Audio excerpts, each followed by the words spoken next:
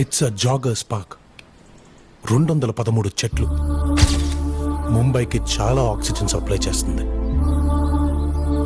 So అక్కడ ఏదో reserve forest ఉన్నట్టు, రిజర్వ్ ఫారెస్ట్ లో అత్యంత ఏమంటారు జీవరాశులు ఉన్నట్టు, జింకలు పులులు సింహాలన్నీ ఆనే ఉన్నాయి అన్నట్టు. జింకలు పులులు సింహాలు లేవు అధ్యక్ష. ఆ చుట్టుముట్టుతో కొన్ని గుంటనక్కలు చేరి ఇట్లా వ్యవహరిస్తున్నాయి అధ్యక్ష. ఎప్పుడా ఎప్పుడా ఎప్పుడా అని చూస్తున్నా. ఇప్పటికి కుదిరింది. నేను ఈ వీడియో రికార్డ్ చేసేది April 6, 2025 మార్నింగ్. సో ఈరోజు వరకు ఏం జరిగిందో ఎక్స్ప్లెయిన్ చేస్తా. బట్ వీడియో చూసే ముందు చిన్న డిస్క్లైమర్. ఫస్ట్ వన్, వీడియోని కంప్లీట్గా చూసి డెసిషన్స్ తీసుకోండి, అంతేకాని సగం సగం తెలుసుకొని కామెంట్ చేయకండి. అండ్ ఇంపార్టెంట్ వన్, నేను ఈ వీడియో వ్యూస్ కోసమో, లైక్స్ కోసమో, సబ్స్క్రైబర్స్ కోసమో చేయట్లేదు. కేవలం ఆ 400 ఎకరాల్లోని జీవుల కోసం మాత్రమే చేస్తున్నా. నా ఈ వీడియో కూడా వాటికి అంకితం చేస్తున్నా. సెకండ్ వన్, ఈ వీడియోని ఒక ప్రొఫెషనల్ పర్సన్లా కాకుండా ఒక మనిషిలా, మానవత్వం ఉన్న మనిషిలా చూడండి, లేదా ఇప్పుడే వీడియోని స్కిప్ చేసేయండి. సో ఇంకా ఆలస్యం చేయకుండా వీడియో మొదలు పెడదాం. March 30, 2025 రోజున TGIIC Telangana state industrial infrastructure corporation మన గవర్నమెంట్ పర్మిషన్తో ఆర్ ఆర్డర్తో 50+ జేసీబీల సాయంతో కంచ గచ్చిబౌలికి చెందిన HCU హైదరాబాద్ సెంట్రల్ యూనివర్సిటీలోని 400 ఎకరాల్లోని చెట్లు మొత్తాన్ని నరికేసి ఆ 400 ఎకరాల భూమిని చదును చేయడం మొదలుపెట్టింది. ఈ విషయం తెలిసిన HCU స్టూడెంట్స్ నెక్స్ట్ మార్నింగ్ నుంచి గవర్నమెంట్ చేసే పనికి విరుద్ధంగా ప్రొటెస్ట్ చేయడం మొదలుపెట్టారు. ఆ 400 ఎకరాలు HCUవి. HCUకి ఎటువంటి ఇన్ఫర్మేషన్ లేకుండా ఈ చెట్లను ఎలా క్లియర్ చేస్తారు? ఒకవేళ అవి గవర్నమెంట్వై అయితే రాత్రికి రాత్రే చేయాల్సిన అవసరం ఏముంది? ఈ హైదరాబాద్ సిటీ మొత్తానికి ఈ అడవి ఒక లంగ్ లాంటిది. దీన్ని ఎలా నాశనం చేస్తారు? ఇక్కడున్న ఈకోసిస్టమ్, బయోడైవర్సిటీ అంతా డ్యామేజ్ అవుతుంది. అంతగా డెవలప్మెంట్ చెయ్యాలి అనుకుంటే వేరే ప్లేస్లో చేయొచ్చు, కానీ 400 ఎకరాల్లోని చెట్లను, పర్యావరణాన్ని, జీవ వైవిధ్యాన్ని నాశనం చేసి డెవలప్మెంట్ చేయాల్సిన అవసరం ఏముంది? ఇమ్మీడియట్గా ఇక్కడ జరిగే పనులను ఆపేయాలి.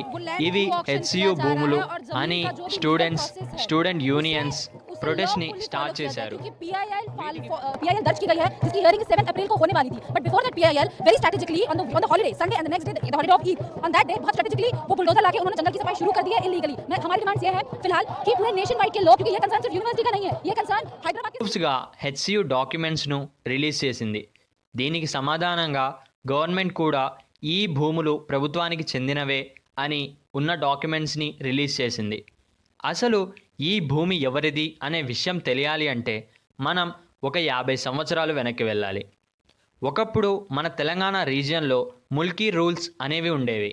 అంటే ఆ ప్రాంతంలో 15 సంవత్సరాల కంటే ఎక్కువ నివసించిన వారే ఆ ప్రాంతంలోని ప్రభుత్వ ఉద్యోగాలకి అర్హులు అని.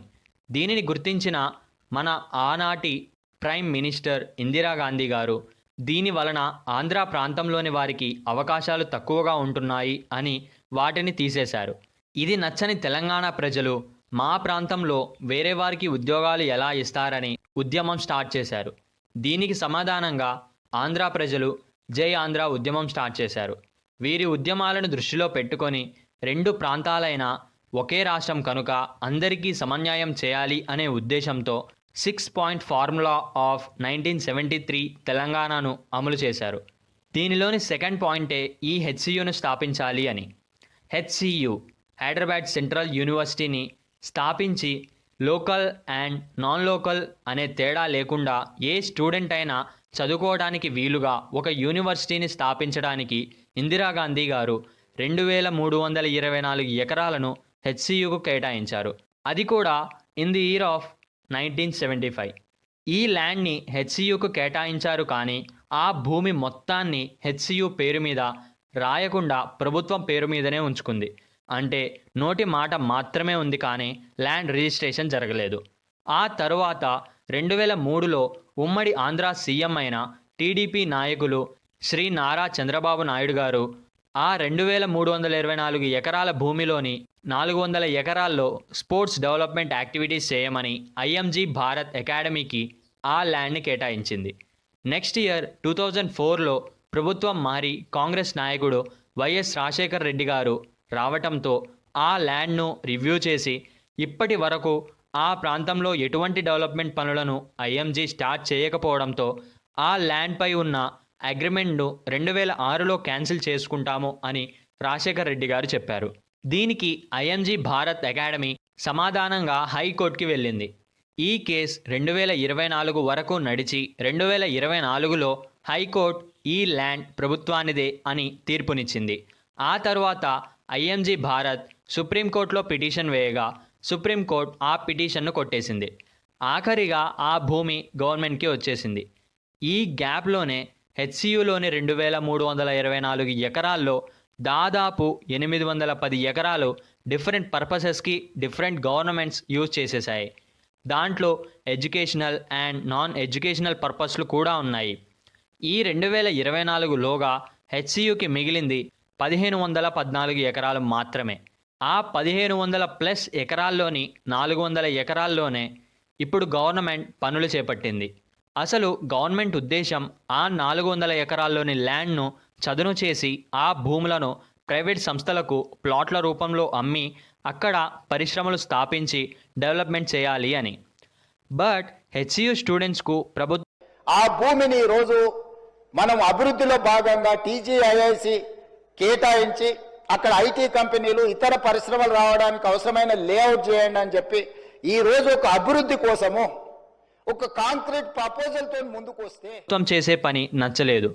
ఎందుకంటే ఫస్ట్ రీజన్ ఆ భూమి హెచ్సియుకు కేటాయించింది. ఆ భూమి కేవలం ఎడ్యుకేషన్ కోసం మాత్రమే వినియోగించాలి. ఇప్పటికే 810 ఎకరాలు తీసుకున్నారు. మళ్ళీ ఇప్పుడు 400 ఎకరాలు అంటున్నారు. తర్వాత మిగిలింది కూడా తీసుకోరు అని నమ్మకం ఏంటి? ఇలా తీసుకుంటూ పోతే నెక్స్ట్ జనరేషన్స్కి చదువుకోవడానికి మంచి ఎన్వైర్న్మెంట్ కూడా మిగలదు అని. నెక్స్ట్ రీజన్, అంత పెద్ద అడవిని నాశనం చేస్తే వచ్చే డెవలప్మెంట్, వచ్చే వేల కోట్లు తిరిగి ఆ అడవిని నిర్మించగలవా? మనకు మన తర్వాతి తరాలకు స్వచ్ఛమైన ఆక్సిజన్ను అందించగలవా? అసలుకే హైదరాబాద్లో ఉండే పొల్యూషన్ అంతా ఇంతా కాదు.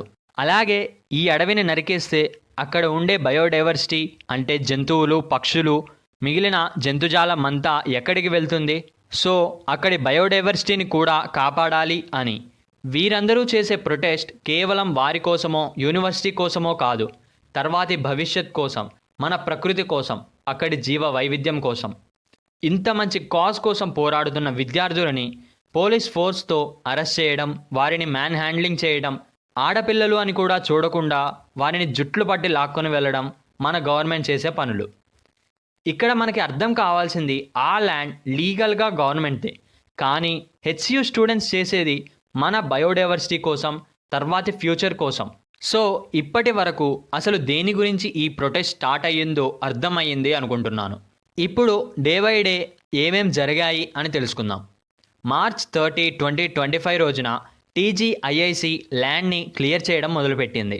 మార్చ్ 31న స్టూడెంట్స్ ప్రొటెస్ట్ చేయడం, వారిని పోలీసులు అరెస్ట్ చేయడం, హెచ్సియు అండ్ గవర్నమెంట్ డాక్యుమెంట్స్ను రిలీజ్ చేయడం జరిగింది. అదే రోజు మన రేవంత్ రెడ్డి గారు ఆ 400 ఎకరాల గురించి కొన్ని వ్యాఖ్యలు చేశారు. దానికి కారణం అక్కడి బయోడైవర్సిటీ డ్యామేజ్ అవుతుంది, నెమళ్ళు ఏడుస్తున్నాయి, జింకలు పరిగెడుతున్నాయి అనే కొన్ని వీడియోలు 30వ తారీఖు రాత్రే రిలీజ్ అవ్వటం. ఇలా అక్కడ ఎటువంటి జీవులు లేవు అని గవర్నమెంట్, అక్కడ ఎన్నో రకాల జీవరాశులు, జీవ వైవిధ్యం ఉంది అని హెచ్సియు స్టూడెంట్స్.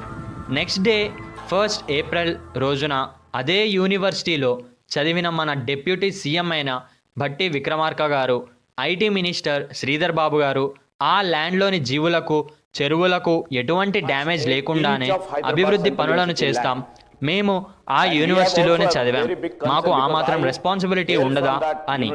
అలాగే ఆ ల్యాండ్ కంప్లీట్గా గవర్నమెంట్దే అని చెప్పారు. హెచ్సియు స్టూడెంట్స్ మాత్రం వారిలోని ఫైర్ని అలాగే ఉంచుతూ ప్రొటెస్ట్ని ఇంకా స్ట్రాంగ్గా చేస్తూ సోషల్ మీడియాలో #SaveHCU Biodiversity అంటూ క్యాంపెయిన్ స్టార్ట్ చేశారు. నెక్స్ట్ డే 2 ఏప్రిల్ రోజున కంచె గచ్చిబౌలిలో జరిగే చెట్ల నరికివేతను ఆపాలి అని హైకోర్టు ఆదేశం ఇచ్చింది.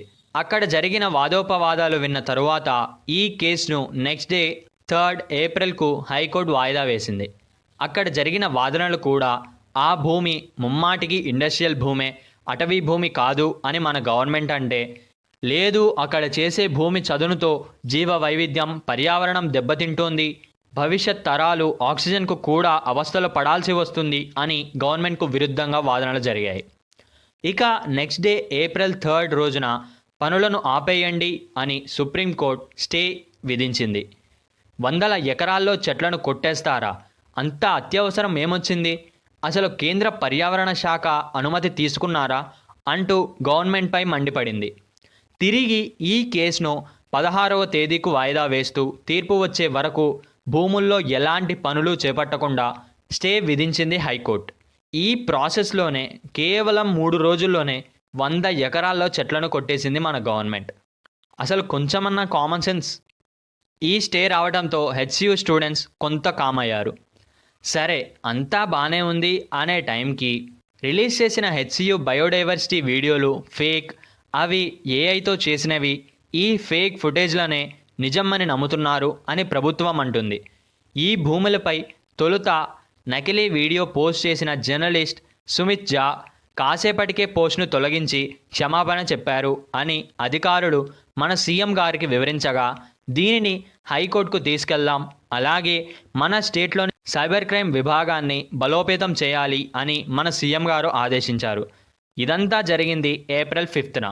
ఇది ఇప్పటి వరకు జరిగిన పోరాటం అండ్ ఇన్సిడెంట్స్ యొక్క కంప్లీట్ ఇన్ఫర్మేషన్, అది కూడా లీగల్ ఆర్ ఇల్లీగల్గా జరిగిన వాటి ఇన్ఫర్మేషన్. ఇక ఒక మనిషిగా, పర్యావరణ ప్రేమికుడిగా నా పర్సనల్ పర్స్పెక్టివ్ చెప్తా. ఇక్కడి నుండే అసలు వీడియో మొదలవుతుంది. ఇప్పటి వరకు చెప్పింది కేవలం జరిగిన కథ మాత్రమే. అసలు నిజాలు ఇప్పుడు మాట్లాడుకుందాం. అసలు ఏం జరుగుతుంది 2 days నుంచి?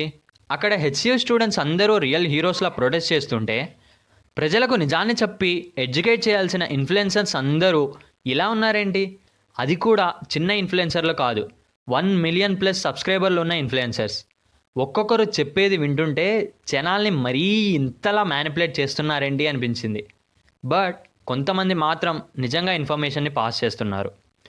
వీళ్ళ గురించి పక్కకు పెట్టి ఇష్యూ గురించి మాట్లాడితే, రేవంత్ రెడ్డి గారి ఆలోచన బాగుంది. తెలంగాణని డెవలప్ చేయాలి, తెలంగాణలోని ప్రతి మూలని డెవలప్ చేయాలి అనే ఆలోచన చాలా గ్రేట్. కానీ ఇదేం డెవలప్మెంట్ అసలు?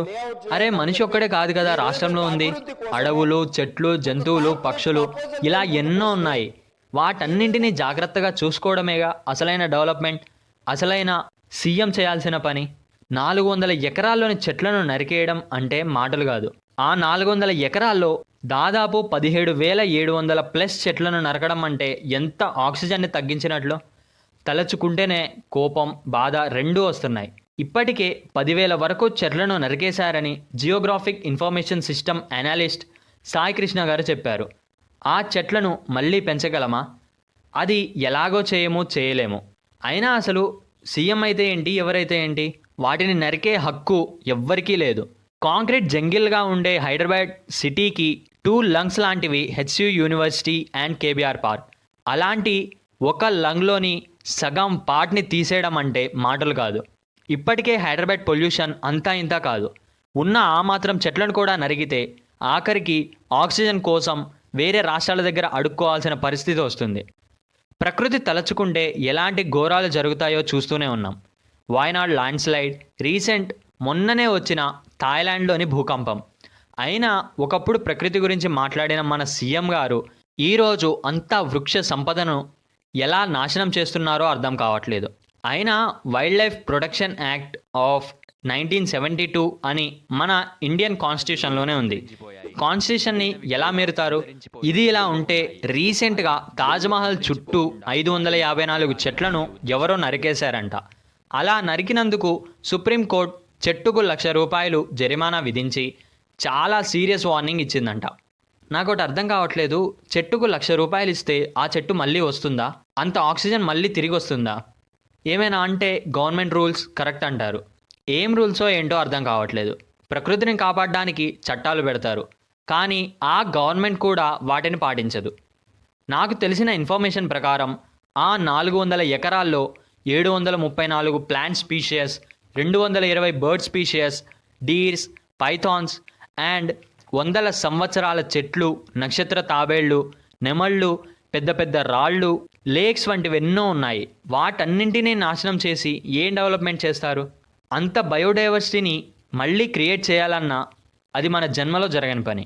బయోడైవర్సిటీని డిస్టర్బ్ చేస్తే వచ్చే పరిణామాలు చాలా తీవ్రంగా ఉంటాయి. దానికి ఎగ్జాంపుల్, చైనాలో సముద్ర మట్టానికి 175 మీటర్ల ఎత్తులో 42 బిలియన్ టర్న్స్ ఆఫ్ వాటర్ని కలిగి ఉన్న 3 గార్జియస్ డ్యామ్. ఈ డ్యామ్లోని నీటి బరువు వల్ల ఎర్త్ రొటేషన్ 0.06 సెకండ్స్ స్లో అయ్యి ఎర్త్ యాక్సిస్ 0.8 ఇంచెస్ చేంజ్ అయ్యిందని నాసా సైంటిస్టులు చెప్పారు. ఇలా చెప్తూ వెళ్తే ఎన్నో సంఘటనలు ఉన్నాయి. కాబట్టి నేచర్లోని బయోడైవర్సిటీని డిస్టర్బ్ చేయకుండా పద్ధతిగా ఉంటే బాగుంటుంది. కాదు కూడదు అని చెట్లను నరికితే ప్రకృతి విపత్తులు కాదు, కొన్నేళ్లలోనే ప్రకృతి తాండవం చూడాల్సి వస్తుంది.